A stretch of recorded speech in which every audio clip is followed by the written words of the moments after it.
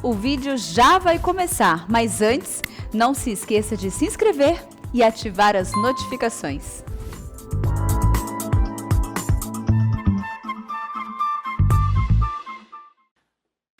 A graça e a paz do Senhor Jesus a todos. Pode sentar, por favor. Sejam bem-vindos ao culto restaurado pela palavra. Você que está aqui conosco nessa noite, presente, né? E você também que está nos assistindo pelo canal da nossa TV, pelo Facebook, pelo Instagram. Então seja também muito bem-vindo e que Deus possa falar ao seu coração. E hoje nós vamos falar de um tema importante, um tema relevante, que é sobre namoro. Eu sei que talvez algumas pessoas que estão aqui já estão casadas, né? Então esse não é para mim, né? Não, é para você. Porque ou se você tem filho, você vai poder instruir o seu filho.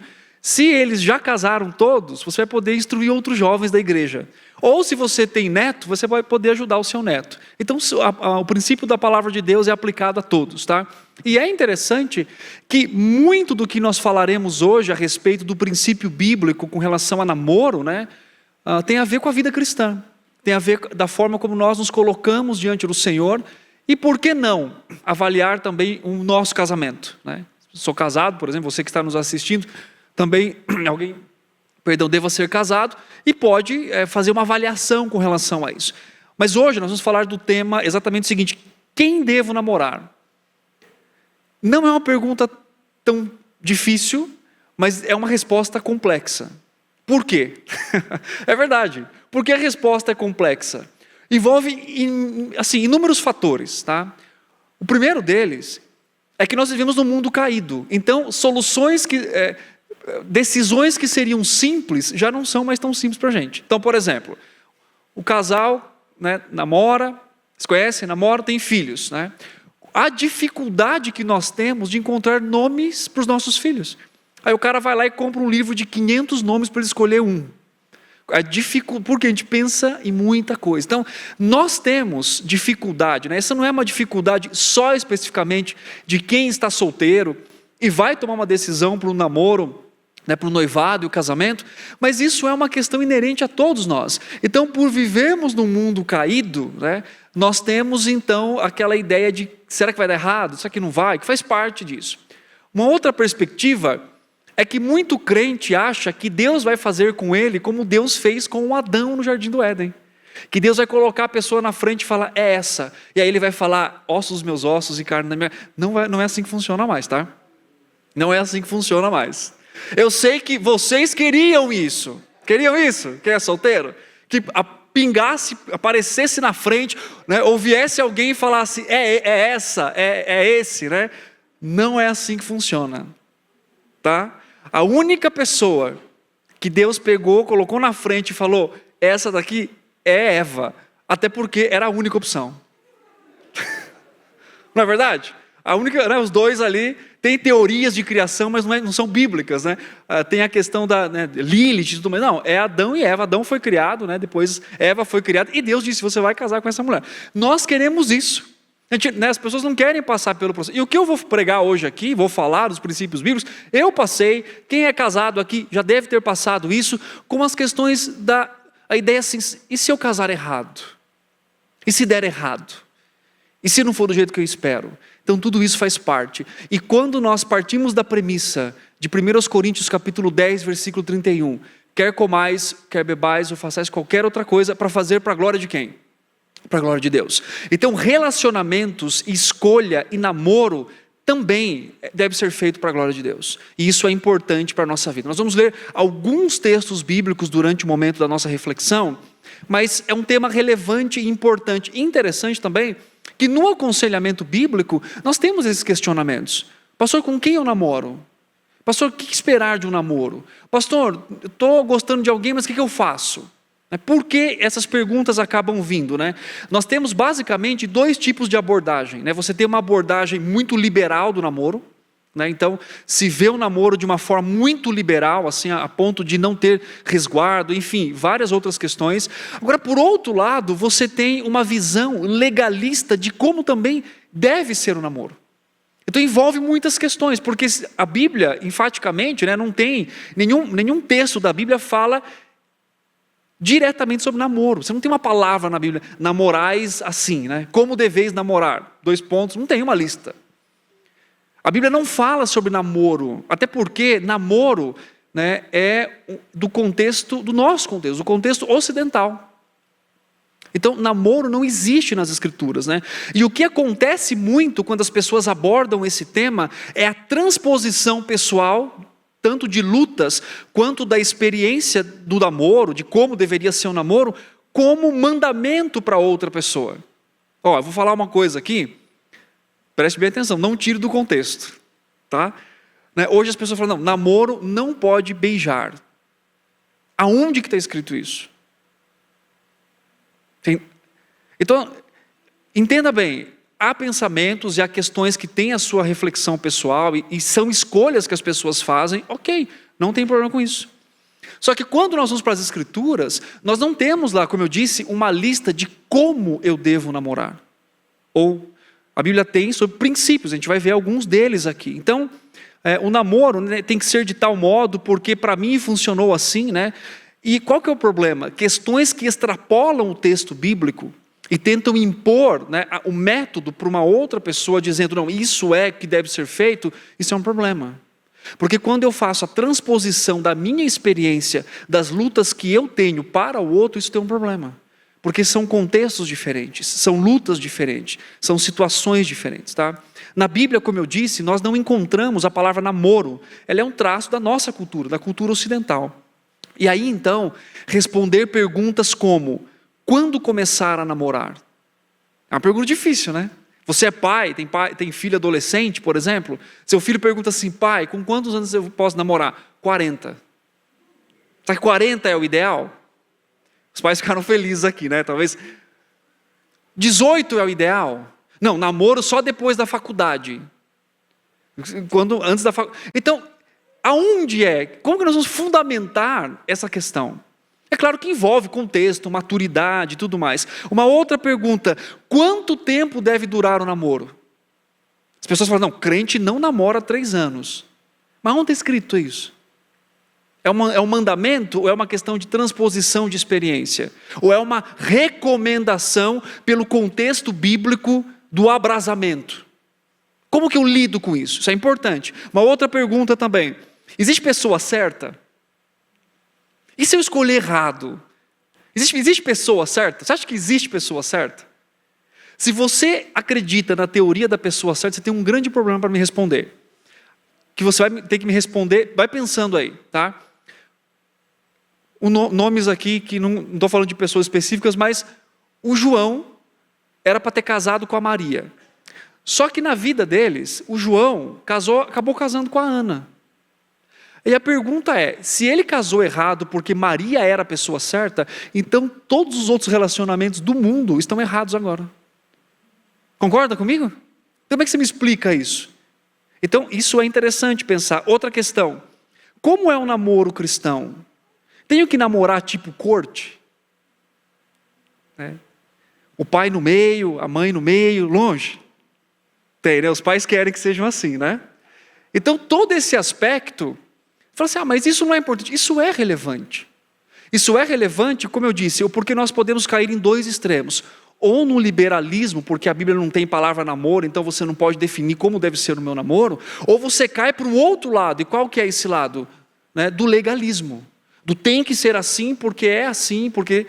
E aí nós, então, não temos respostas corretas ou certas ou adequadas para responder, tá, quando que eu começo a namorar, pai? Mãe?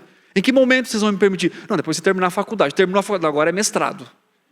Você entende? Então nós colocamos respostas que numa confrontação respeitosa e amorosa de um adolescente, do jovem, né? A gente não vai conseguir responder. Do tipo, tá, mas qual que é o conceito? Onde está na Bíblia isso? Não, não está. É isso aqui, pronto. A gente tem, né, às vezes a ideia de falar assim com o filho, mas não é. Nós devemos ter uma resposta para isso. Por isso que buscar princípios bíblicos é muito importante. É certo que hoje é difícil escolher alguém para namorar, porque nós temos também, e carregamos no nosso coração, aquela expectativa do outro, né? Então, com filmes, né, com a questão de Hollywood. Então todo mundo espera, né? Pelo menos às vezes se espera aquele galã chegando de cavalo branco, não é assim? E os meninos esperam um perfil específico, né? Colocando expectativas sobre o outro. E também a nossa cultura, não a nossa cultura, mas de uma forma geral, as pessoas não nos ajudam, né? A nossa cultura, o nosso coração pecaminoso, não nos ajuda a entender corretamente o que é um relacionamento bíblico. Qual é o propósito maior dele? E aí então nós colocamos expectativas incorretas sobre a vida de uma pessoa. A moça muitas vezes quer encontrar o rapaz de Efésios 5. E o rapaz quer encontrar a moça de Provérbios 31. De cara, assim, sem esforço nenhum, sem trabalho, né? Quer que venha pronto de fábrica. Mas não é assim que funciona. Então as expectativas não são ajustadas. Ah, pastor, eu não vou casar com aquele rapaz. Por que, minha filha? Ah, porque ele não é um líder amoroso. Mas ele já está casado com você para demonstrar que ele é um líder amoroso? Você tem que perceber em outros momentos, em outros contextos. E aí também com relação à moça, né? Outra coisa também, o relacionamento é um crescimento para a vida, né? E aí eu brinco isso com os jovens, com os meus amigos, né? Que às vezes o cara faz uma lista de Ferrari, né? Mas ele é um gol bolinha. E aí dificulta o processo. Nada contra gol bolinha, eu gosto de gol bolinha, né? Mas às vezes o cara, né, a menina, não, mas é o homem de Efésios 5, tá? Você é quem nesse processo? Não, mas eu sou Ferrari. Não, eu sou... E aí a pessoa, ela, como eu disse, ela é o gol bolinha, que não tem problema nenhum em ser gol bolinha, mas está buscando uma Ferrari. Deu para entender a ilustração aqui? Quer dizer, ela não está pronta, ele não está pronto, mas ele quer alguém pronto. E cobra do outro. Por quê? Porque ele lê na Bíblia, e tem que ler mesmo, está aqui para a gente ler, para a gente aprender. Só que não entende que relacionamento é uma construção. E maturidade, quer dizer, quando você casou, você era o homem de Efésios capítulo 5? Você era a mulher de Provérbios 31? Claro que não. Se você for, Deus continue te abençoando, e que o seu marido, a sua esposa, teve mas nós tínhamos características que crescemos ainda mais nisso, porque estamos vivendo isso todo dia, né? Isso é uma questão importante. Outra consideração importante, relacionamentos não são o propósito da vida. E isso é interessante, porque às vezes a resposta para a pergunta quem devo namorar, ela se torna ainda mais difícil quando as pessoas colocam em relacionamentos o propósito da sua vida. Então há admoestações de que a vida de solteiro é grande bênção no Senhor. 1 Coríntios capítulo 7. Inclusive, em comparação com a vida de solteiro, de casado, Paulo diz assim, vocês têm mais tempo para se dedicar ao Senhor do que o casado. Porque o casado ele tem que se preocupar com as coisas desse mundo, ele coloca, né, quer dizer, do marido e da esposa. Então, entender bem que a vida de solteiro é uma dádiva de Deus, é uma bênção do Senhor, porque muitas pessoas veem hoje o momento de solteirice, e eu gosto de falar solteirice, porque as pessoas falam assim, não fala solteirice, é solteirice. Quando você entende o conceito correto. Em que sentido? De que a solteirice, ela nos traz grandes benefícios. Agora, muito crente vê a solteirice como um momento de aflição no vale da sombra e da morte. Esperando chegar, né, a luz do Senhor e tirá-lo daquele vale da sombra da morte, para levá-lo para um lugar chamado casamento. Mas é uma perspectiva errada, porque se a pessoa vive assim, primeiro, ela já mostra que não está pronta para um relacionamento, porque a suficiência dela não está no Senhor, mas está em alguém, e ela vai colocar sobre aquela pessoa um grande peso de fazê-la feliz a qualquer custo. E aí então a expectativa é elevada. Então o tempo de solteirice também é uma grande bênção. É onde devemos aprender, crescer, desenvolver, se relacionar mais intensamente com o Senhor. Então isso faz parte também daquilo que o Senhor nos diz. Por isso que Paulo enfatiza isso em 1 Coríntios capítulo 7. Mas eu quero trazer aqui dentro desse contexto, né, dessa introdução, para a gente só abranger um pouquinho a nossa reflexão, a seguinte pergunta: quem devo namorar? Não é uma como eu disse, é uma pergunta simples com uma resposta complexa.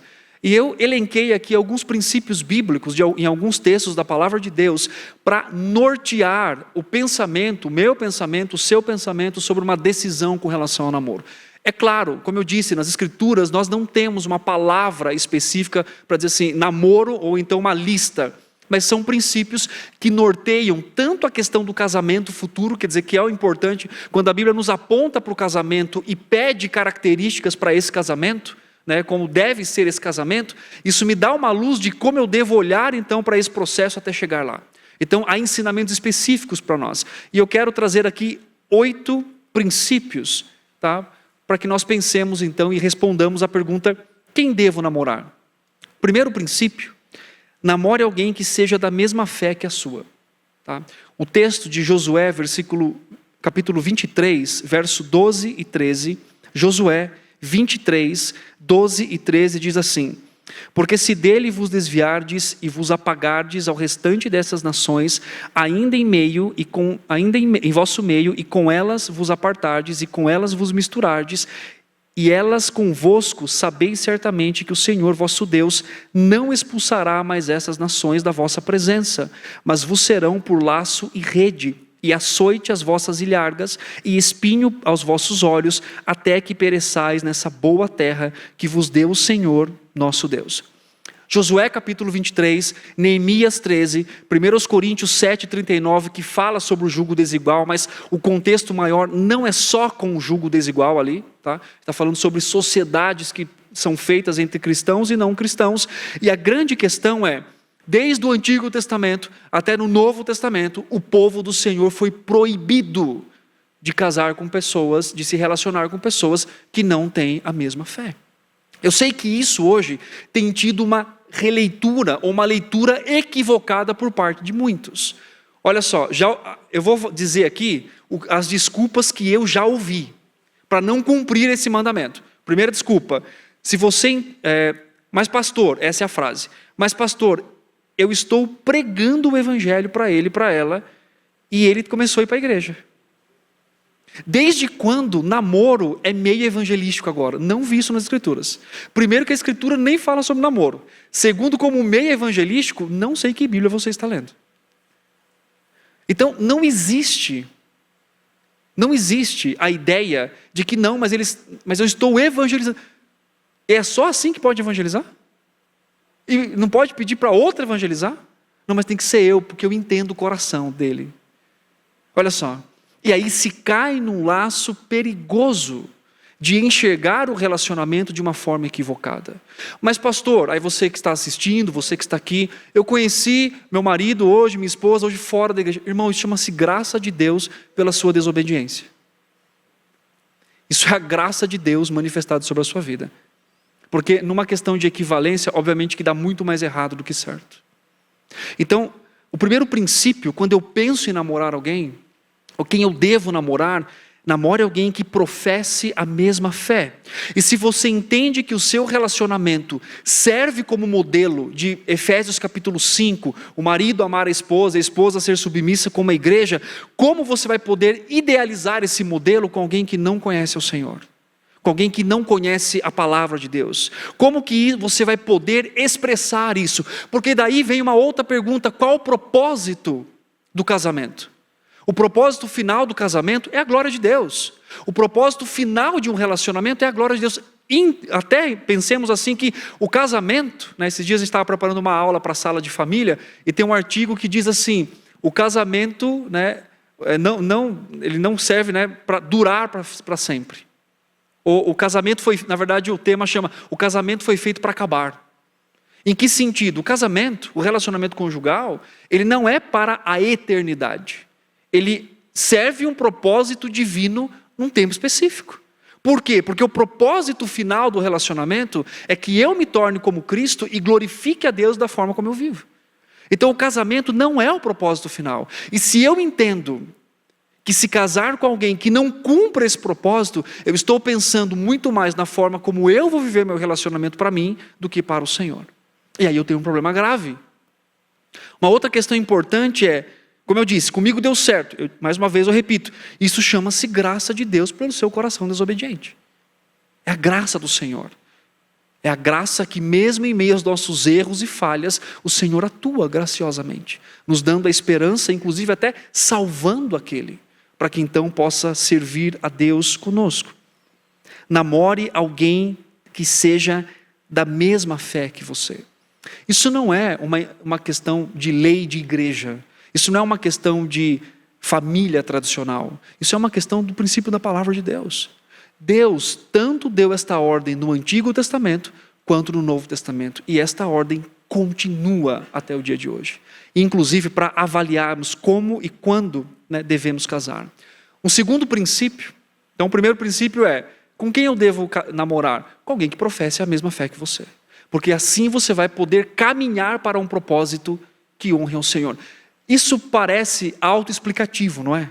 Mas de novo, meus irmãos, o quanto de pessoas iludidas, e inclusive dizendo, não, mas acho que é resposta de oração porque Deus me mandou, ou então aquela frase, mas na igreja não tem. Já ouviu falar assim? Mas pastor, não tem na igreja. Talvez você não tenha uma perspectiva correta das pessoas que você convive na igreja, que você caminha. Ou talvez as suas expectativas estão erradas. Ou às vezes não tem mesmo.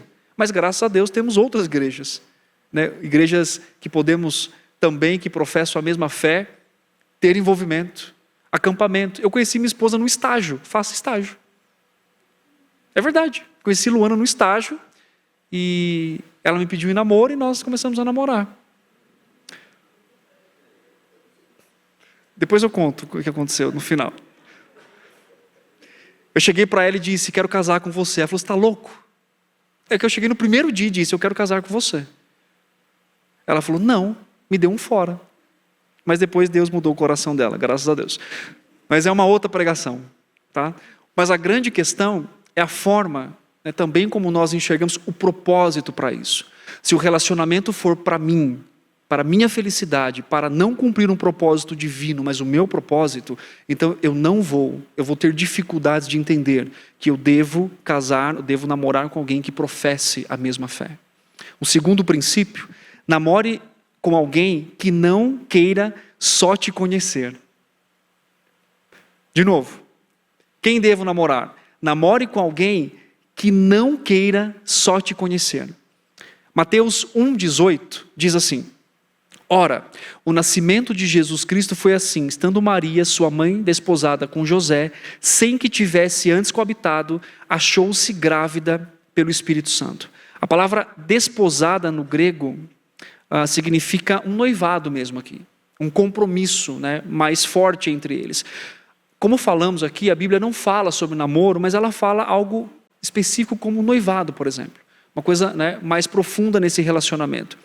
E é interessante que hoje, né, de uma forma geral, o que é o namoro para muita gente? Momento de conhecimento. Só que a Bíblia, primeiro que ela não fala sobre namoro, e segundo, o conceito do namoro para conhecimento é completamente equivocado.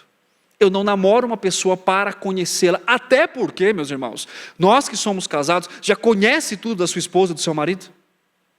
Todo dia a gente conhece um pouco, não é assim? A gente conhece, aprende, abre mão de certas coisas. Não é assim. Nós, casados aqui, não é assim. Você também que está nos assistindo.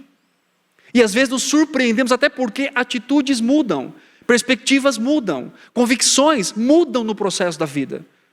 Por isso que há crises no casamento. Porque pessoas mudam também e lidam com as suas questões. Então, namoro não é momento para conhecer. E é interessante que tem um autor que ele diz assim, o namoro, ele deve ser fruto de já uma caminhada de conhecimento. Então o que acontece? Hoje as pessoas assumem um compromisso para conhecer, conhece, não gosta da pessoa, o que acontece? Termina. Semana que vem, mês que vem, semestre que vem, tá o quê? Mesmo processo. Não, mas eu preciso conhecer. E nessa de conhecimento, um monte de pessoas chega lá no aconselhamento por causa da defraudação emocional. Pessoas, a gente vou falar sobre isso lá na frente, mas defraudando outras emocionalmente. Promete coisas, mas agora eu te conheci, então agora eu não quero mais ficar com você. Isso é um problema. O namoro, ele deve levar para, né, deve ter uma convicção de casamento. E até a frase diz assim, cristãos não namoram para se conhecer, cristãos devem namorar porque já se conhecem o suficiente. Só que na nossa cultura, de uma forma geral, o namoro virou essa ferramenta de conhecimento. Isso é um problema dentro da cultura e da perspectiva que as Escrituras falam. Porque às vezes esse relacionamento não é num nível tão profundo, no sentido de compromisso, e qualquer momento se separa, deixando muitas pessoas, né, com problemas em seu coração, em sua mente e na forma como elas estão vivendo.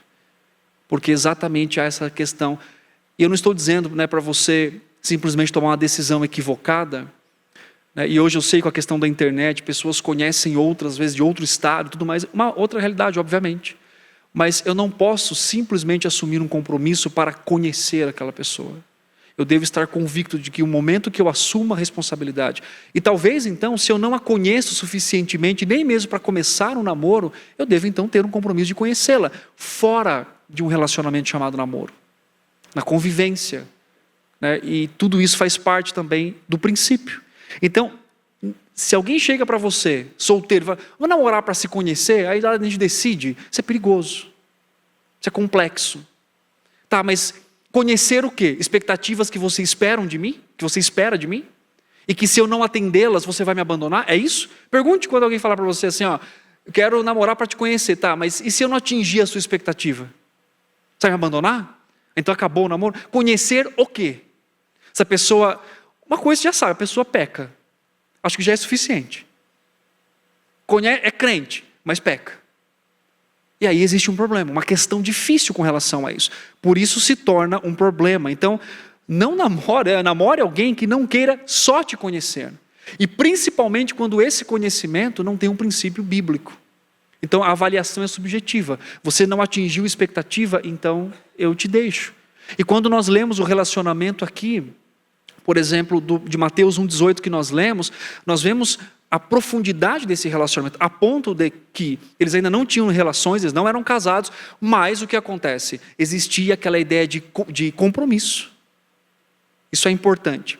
Um terceiro princípio, com quem devo namorar, uma terceira resposta, namore com alguém que não queira fazer sexo com você antes do casamento.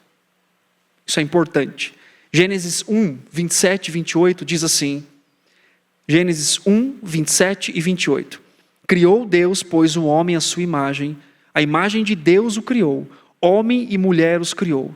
E Deus os abençoou e lhes disse, sede fecundos, multiplicai-vos, enchei a terra e sujeitai-a.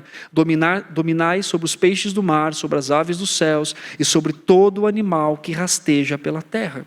Com quem se deve namorar? Com quem devo namorar? Namore com alguém que não queira fazer sexo com você antes do casamento.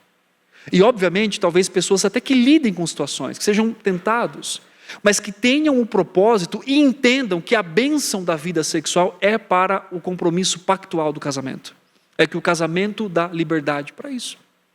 Para esse tipo de estreitamento. Até porque, como tem um autor, né, uma denominação que ele faz sobre o sexo que eu gosto muito, que é o sexo é a celebração de uma comunicação perfeita. E enquanto namoro, essa comunicação não pode existir. Porque você não tem um pacto para que haja uma comunicação mais intensa e mais profunda com relação a isso.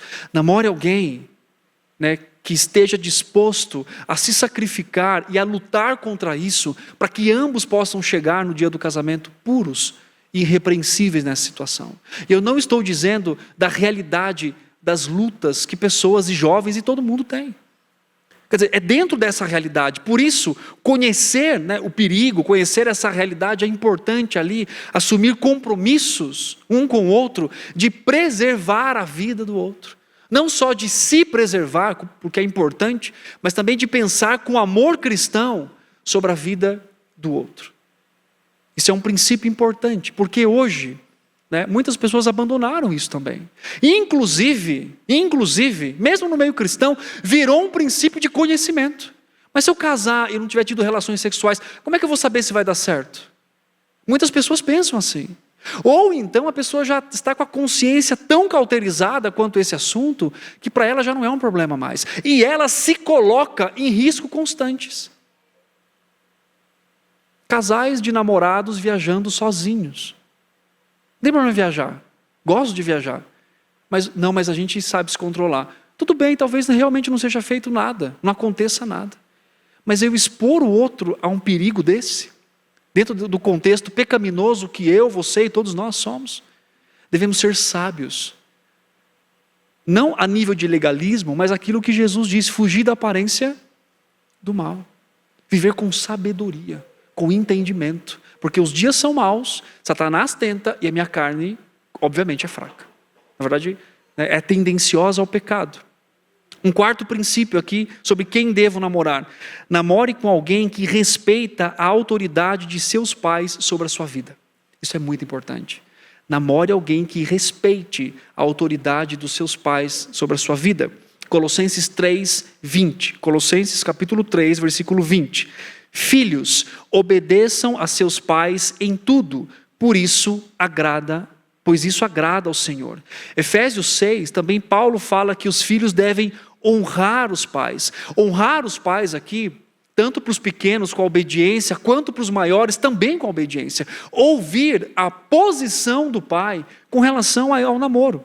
Eu entendo que no contexto que nós vivemos, de um mundo caído, nem sempre as opiniões e os conselhos são adequados. Em que sentido, por exemplo, pais podem procurar referências nos pretendentes dos seus filhos, referências que não são bíblicas, por exemplo.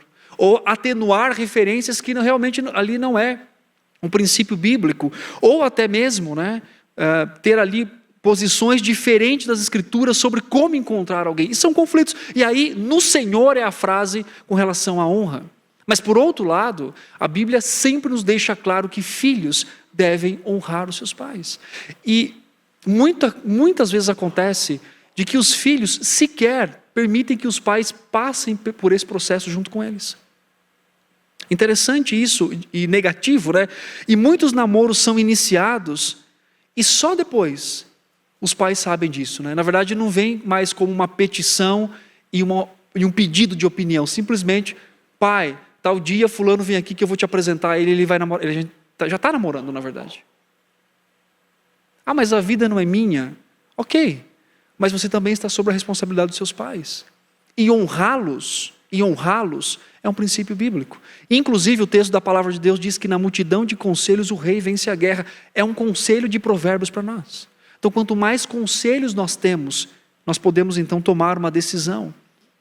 Entender a autoridade dos pais significa inclusive que o namoro tem limites. Hoje muitos namoros têm tido um elemento quase que conjugal mesmo. No sentido dos planos, Eu não estou falando aqui de relações sexuais. Eu estou dizendo da responsabilidade do outro. Filhos que abandonam responsabilidades com as suas famílias e passam a ter responsabilidade com seus namorados. Isso não é bíblico. Até porque o texto fala, deixará o homem, o seu pai, a sua mãe, e depois ele vai se unir à sua mulher. Há um princípio bíblico por trás disso, de responsabilidade primária. E isso afeta no nível de que muitos casais, namorados, já estão vivendo uma intimidade emocional muito grande, muito forte. Onde eles passam muito tempo entre eles do que propriamente com a família. Isso é um perigo, porque isso também pode tirar aí a responsabilidade que aquele jovem tem com seus pais. E, inclusive, cuidado, quando você é ajudado a infringir uma lei com relação aos seus pais.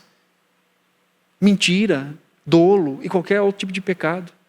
Então namore alguém que entenda a responsabilidade que você tem com seus pais e a autoridade deles sobre a sua vida também. Isso também nos ajuda com a questão da idolatria. Existe uma idolatria muitas vezes com relação ao namoro, onde os dois vivem o mundo deles ali, sem efetivamente se relacionar e nem pedir conselho, nem para os pais e nem para outras pessoas. Biblicamente, os filhos devem honrar os seus pais.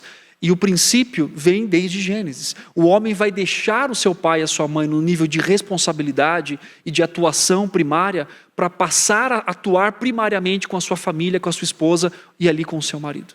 Então entender esse processo é muito importante, porque é um processo criacional, é um processo bíblico. Um quinto princípio, respondendo à pergunta, quem devo namorar?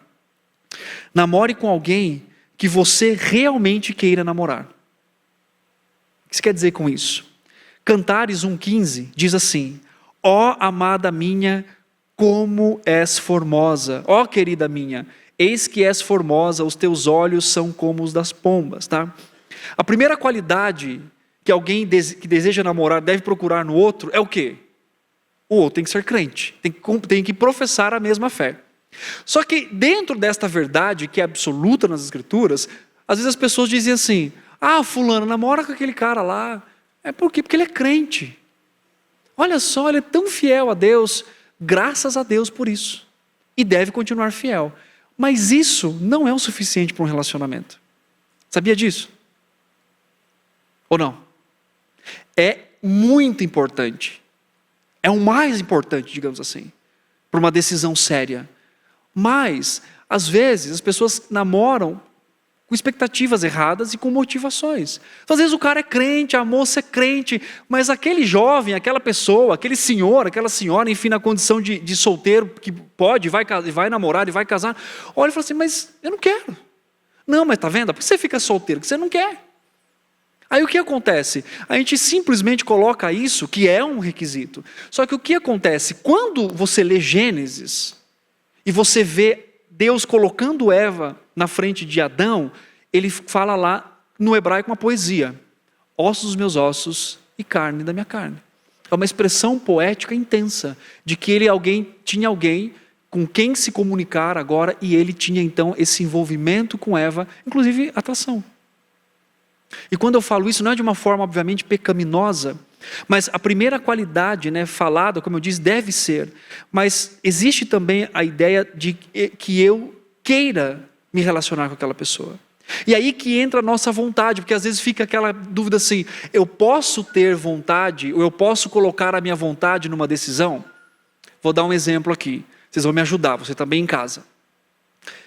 Maria está na igreja.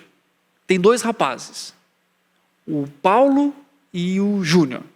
Os 2 são crentes, os 2 são fiéis a Deus. Os 2 amam o Senhor e servem a Deus. E aí a pergunta é, com quem Maria vai namorar? Quando se passa todo o princípio bíblico, é cristão, e você faz a lista, não tem problema você dizer, eu prefiro o João, eu prefiro o Júnior, nem lembro o nome que eu dei para os rapazes, mas eu prefiro esse do que aquele. Está ferindo algum princípio bíblico? Não. É um crente, um descrente? Não. Os 2 amam ao Senhor. Mas Deus nos permite também tomar decisões. E eu não estou dizendo só numa questão do padrão de beleza pecaminoso. Talvez um rapaz interesse muito mais a uma moça do que um outro. E os 2 são crentes. E tem problema nisso? Não. Não tem problema nisso. E eu não estou dizendo aqui de um padrão de beleza pecaminoso. Eu estou dizendo de um padrão de que você olha e fala, eu me interesso por aquela pessoa. Eu quero conversar com ela, eu quero, enfim, eu quero conhecê-la. E então pensar no namoro eu quero. Não é pecaminoso fazer isso. Por isso que namorar com quem você queira namorar. Não por medo de ficar sozinha. Meu Deus do céu, e agora não aparece ninguém, qual que é? Eis aqui, irmão, vamos casar. Não é assim que funciona. Não é assim. É assim que funciona? Não. Aí depois chega lá na frente e fala, casei errado. Uma decisão equivocada, não do que está errado ali. Ou então aquela ideia, não, mas ele é crente, amém. Ela é crente, amém. Mas o que há? E às vezes até propósito de vida diferente. Um quer casar e quer ir embora para o exterior, outro quer ficar aqui no Brasil, pronto. É pecado isso? Se for uma motivação correta, não. São planos diferentes. E que casar com alguém que seja tão diferente nos planos pode trazer problemas para o futuro. Um outro princípio muito importante, namore com alguém, sobre quem eu devo namorar, namore com alguém que esteja disposto a aprender. Essa é a chave do negócio, aqui é uma das chaves principais. Por quê? Efésios 5:21 diz assim, sujeitando-vos uns aos outros no temor do Senhor. Olha só. Antes de Paulo falar do quanto a esposa deve, o marido deve amar a esposa deve se submeter e os filhos devem obedecer, o apóstolo Paulo fala que todos nós devemos nos sujeitar uns aos outros, que é uma característica de alguém cheio do Espírito. Então, minha irmã e meu irmão, fica uma dica para você. Você não vai encontrar na primeira, pronto, Efésios 5 e Provérbios 31. Mas o que você vai ter que observar nessa pessoa? Se ela tem um coração inclinado ao aprendizado. Isso é importante. Porque, como eu disse, não estamos prontos. Estamos caminhando ainda num crescimento. Mas o que é relevante nesse processo? Entender a necessidade da sujeição, do aprendizado. E você observa isso nas pessoas, a humildade que elas têm de dizer, olha, você precisa caminhar para esse lado, você precisa entender isso daqui. E isso é no ciclo em que ela vive com a sua família, com a sua igreja, com o seu líder, com o seu trabalho. Tudo isso é observável. Ela tem um coração disposto ao aprendizado quando ela é confrontada e exortada sobre um princípio pecaminoso, ou um princípio só de ajeitar alguma coisa na vida. Qual é a forma que ela responde a isso? Isso é importante observar. Namore com alguém que esteja com o coração disposto ao aprendizado. 7º princípio. Namore com alguém que tenha planos, sonhos e projetos parecidos com o seu. O que isso significa? Amós 3,3 diz assim: duas pessoas andarão juntas se não tiverem de acordo. Eu não estou dizendo aqui de compatibilidade, né? Porque tem muita gente que fala assim, conheci fulano, eu gosto de mousse de chocolate, eu também gosto, vamos casar? Não é assim que funciona a vida. Casamento não é compatibilidade. Casamento, primeiro, é um mandamento do Senhor, para aqueles que vão se casar, alguns vão ficar solteiros, a gente vai falar disso depois. E casamento é mais do que compatibilidade. Até porque eu não sei como seria a minha vida se eu tivesse casado com uma pessoa exatamente como eu. Né? Manias e tudo mais. Então, casamento é uma questão de sacrifício. E o que o texto diz, né? Como duas pessoas andarão juntas se elas não estiverem de acordo? É claro que não tem que pensar a mesma coisa sempre. Mas o seu projeto é estudar o projeto de outra pessoa, muito longe, separado demais. Quer dizer, projetos que não se encontram em nenhum momento, que não dá para fazer, né, progredir nesse projeto, mesmo quando estão juntos, não tem como. Então, casar com alguém que não tem nenhum projeto compatível com o seu, isso pode ser um problema. Isso pode ser um problema muito sério, né? Como eu disse, não estou dizendo só sobre compatibilidade, né? Alguns querem fazer coisas e outros não, e não há um problema com isso. Alguns têm um projeto de vida e querem seguir esse projeto, tudo bem. Não é pecaminoso, não é problemático, siga. Agora outro quer ir para um outro lugar, não tem acordo. E aí o que acontece? Eu vejo isso muito em namoro, começa a brigar por coisas e sempre vem aquela frase, mas quando casar a gente resolve. Quando casar não resolve. Quando casar, atenua o problema. Porque agora tem ali sobre si a responsabilidade, né, de viver com a sua vida. Então, quando casar, pode ser que mude, mas também pode ser que não. Por isso é importante pensar a respeito disso e conversar sobre planos. Conheço pessoas, por exemplo, né, uma moça que casou e ela não queria ter filhos. E ela falava isso, eu não quero ter filhos, isso mesmo no namoro. O namorado, né, o noivo, depois o marido, não, mas eu queria ter filhos. Casaram, o resultado, não tiveram filhos. E aí o conflito no casamento. Por quê? Planos diferentes, projetos diferentes. Um queria um ministério, o outro queria, né, um crescimento na empresa. E aí o que acontece? Conflitos.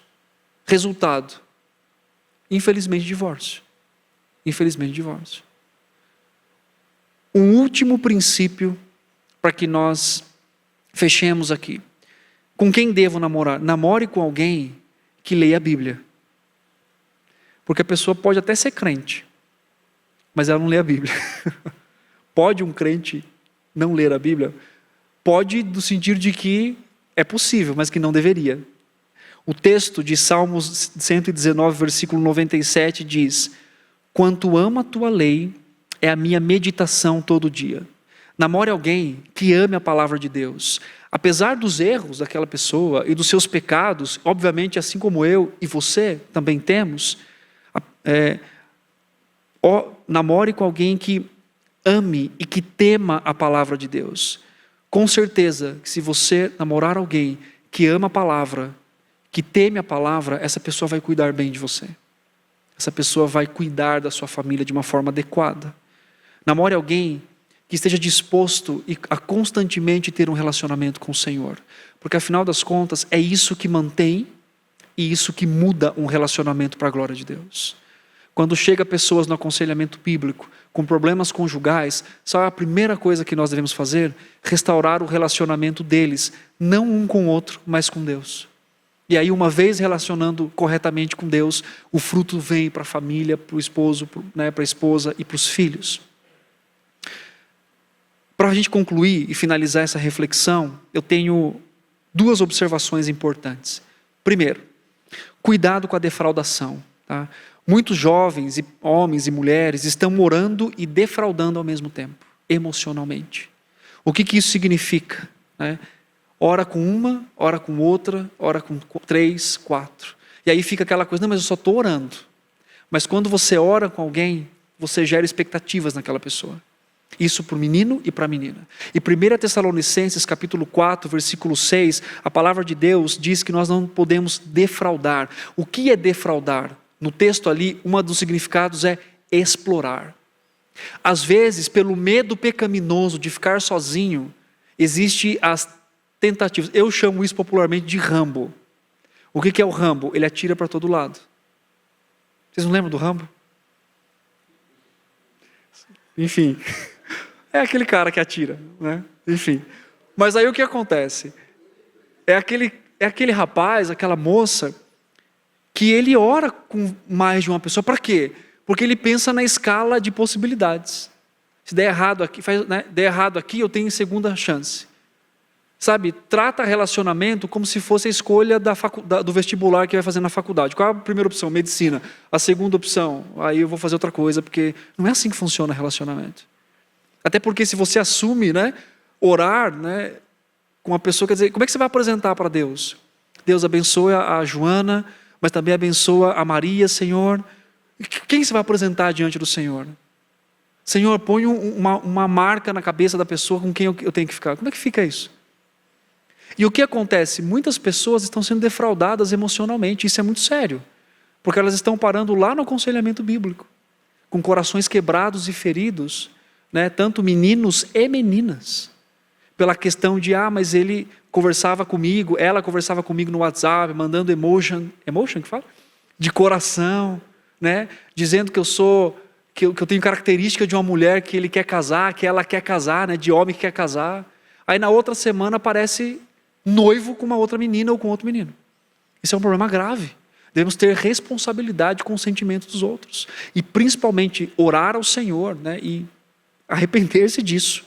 Segunda observação é, pais, vocês têm instruído seus filhos corretamente com relação ao namoro desde quando eles são pequenos? Desde quando eles estão entendendo essa questão de relacionamento com pai, com mãe, isso é importante. E como você tem instruído seus filhos para que se relacionem e casem de uma forma bíblica e amável e honrosa diante do Senhor? Então perceba que há muitas confusões com relação a esse tipo de direcionamento. Há confusão na mente, no coração de muitas pessoas. Mas por meio de princípios bíblicos nós podemos então ajudar outras pessoas para que elas tomem decisões e principalmente confiar no Senhor, em que o Senhor nos dá princípios e nos sustenta num relacionamento que honre a vida, que honre o nosso Deus e que seja para a glória dele também.